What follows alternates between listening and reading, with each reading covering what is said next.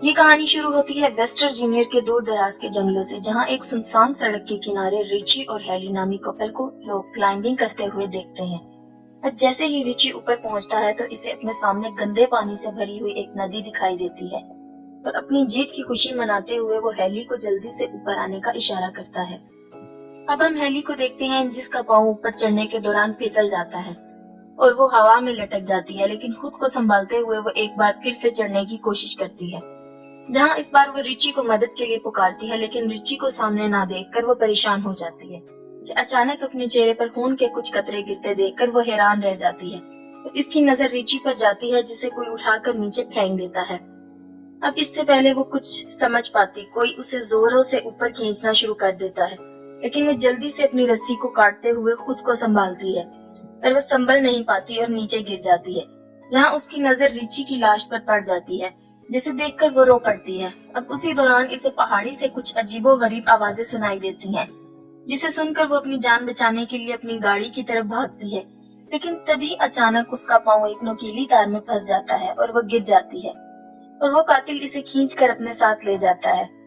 अब हमारी नजर इस इलाके में हो रही वारदातों पर जाती है, जहाँ न्यूज में इस इलाके में एक के बाद एक गाड़ी के लापता होने की बात होती है। यहाँ तक के लोग इस इलाके में किसी आसेब को देखने का भी दावा करते हैं। अब हम फिर इस इलाके से एक गाड़ी को गुजरता देखते हैं, जहाँ हम कैरिस को देखते हैं, जो अपने इंटरव्यू के लिए किसी दूसरे शहर जा रहा होता है। अब सफर के दौरान वो एक ट्रैफिक जैम में फंस जाता है और ट्रैफिक को आगे बढ़ता न देखकर वो खुद को लेट होता पाता है। अब वो गाड़ी से उतरकर अपने आगे वाले ट्रक के पास जाता है, जहां वो उसके ड्राइवर से ट्रैफिक जाम होने की वजह पूछता है।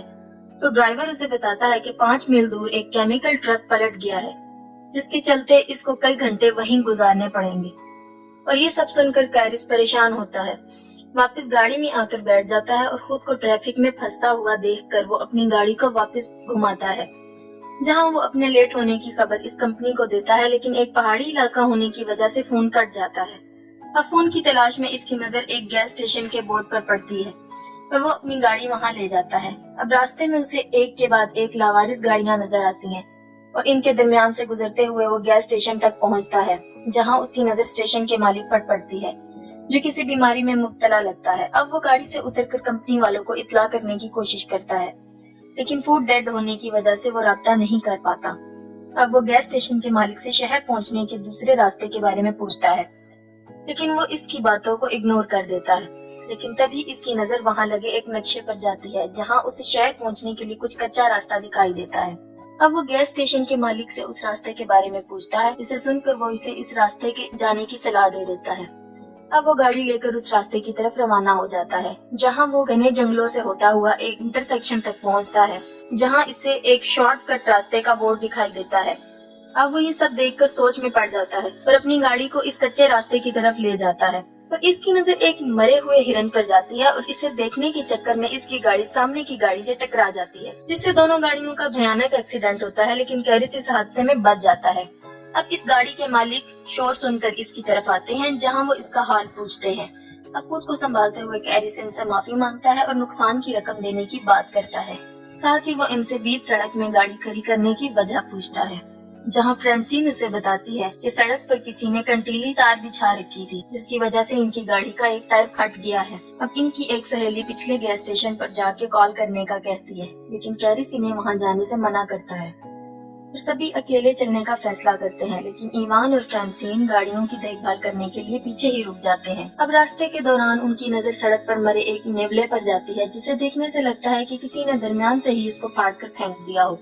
थोड़ी दूर जाकर इन्हें जंगलों में गाड़ियों के कुछ जलते हुए टायर दिखाई देते हैं, जिसे देखकर उसे खतरे का अंदेशा होता है और वो सबको आगे बढ़ते रहने का कहता है। वहीं फ्रांसीन और हम इवान को देखते हैं, जिन्हें पास की झाड़ियों से कुछ हलचल महसूस होती है और वो इस जगह को देखते जाता है और फ्रांसीन इसे वहां ना पाकर परेशान हो जाती है और इसे ढूंढने इसके पीछे जाती है। और जहाँ चलते चलते उसकी नजर इवान के एक जूते पर पड़ती है और वो जैसे ही वो इसके नजदीक पहुँचती है तो इवान कटा हुआ कान दिखाई देता है और वो इसे देखकर रोने लग जाती है कि तभी वो शख्स इस पर पीछे से हमला करते हुए इसे मौत की घाट उतार देता है।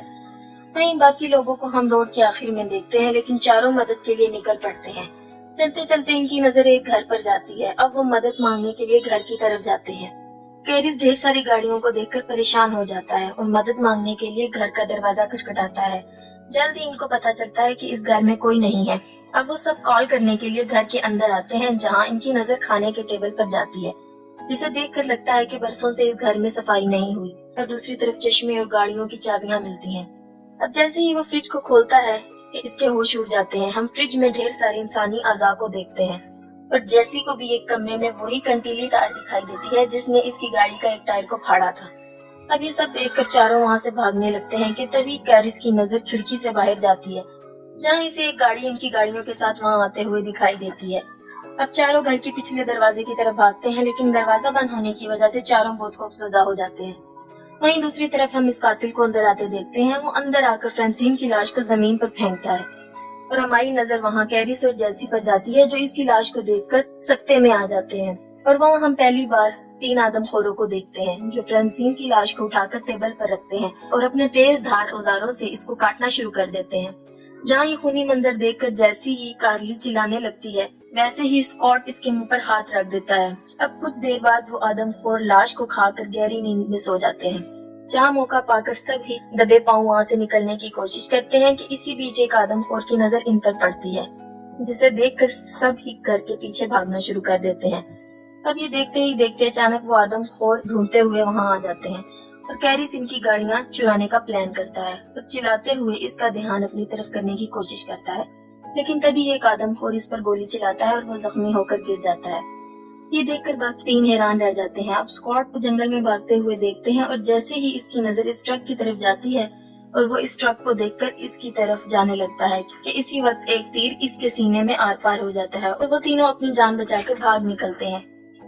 जहाँ कुछ दूर जाकर इनका ट्रक कीचड़ में फंस जाता है और इन सबको वो ट्रक वहीं छोड़ना पड़ता है। तीनों अपनी जान बचाते हुए जंगल से सड़क की तरफ निकल पड़ते हैं। दिन से शाम हो जाती है और वो आदमखोर इन तीनों के शिकार पर निकल पड़ते हैं। दूसरी तरफ वो तीनों थक कर एक जगह आराम करने के लिए रुकते हैं, जहाँ कार्ली इनको ऊपर देखने का इशारा करती है और जैसे ही वो पलट कर देखते हैं, इन्हें अपने सामने एक वॉच टावर दिखाई देता है, जिसे देखकर वो खुश होते हैं और हम इन तीनों को ऊपर चढ़ते हुए देखते हैं और ऊपर किसी को ना पाकर वो उदास हो जाते हैं। जैसी को वहाँ एक फर्स्ट एड बॉक्स मिलता है, जिसकी मदद से वो कैरिस की मरहम पट्टी करती है। दूसरी तरफ कार्ली को एक पुराना रेडियो मिलता है। कार्ली रेडियो ऑन करती है, मदद मांगती है, पर कोई आंसर नहीं आता। कैरिस को नीचे से कुछ आवाजें सुनाई देती हैं और वो देखता है तो इसकी नजर नीचे से गुजर रहे तीनों आदमखोरों पर पड़ती है। तो तीनों टावर पर चढ़ते हुए दिखाई देते हैं और इनको ऊपर आता देखकर कैरिस वहाँ रखे हुए सामान को टावर के एंट्री गेट पर रखना शुरू कर देता है और कुछ देर बाद वो इनको वहाँ से जाते हुए आता है और कार्ली रेडियो पर अपने लोकेशन बताती है और तभी वो आदमखोर रेडियो की वायर को तोड़ डालते हैं और टावर को आग लगा देते हैं। अब खुद को जलता देखकर कार्ली अपनी जान बचाने के लिए वहाँ रखे एक बक्से की मदद से टावर की खिड़की को तोड़ डालती है। कैरिस की नजर टावर के नीचे दरख्तों पर जाती है और तीनों अपनी जान बचाने के लिए दरख्तों पर कूदते नजर आते हैं, जिन्हें नीचे खड़े आदमखोर देख लेते हैं और तीनों को पकड़ने के लिए दरख्तों पर चढ़ना शुरू कर देते हैं। और इनको आता देखकर वो तीनों एक दरख्त से दूसरे दरख्त पर जाते दिखाई देते हैं, जहाँ एक दरख्त को पार करने के दौरान एक आदमखोर कार्ली के नजदीक पहुंच जाता है और मौका पाकर अपनी कुल्हाड़ी से इसके चेहरे पर वार करते हुए इसके 2 टुकड़े कर डालता है। अब कैरिस खुद को संभालते हुए उठता है और तभी उसे अपने पीछे एक गाड़ी का शोर सुनाई देता है और इसे एक पुलिस की जीप दिखाई देती है और वो भागते हुए इस गाड़ी को रोकता है। जैसे ही पुलिस वाला इसकी मदद के लिए आगे बढ़ता है, उसी वक्त एक तीर इसकी आंख के आर पार हो जाता है।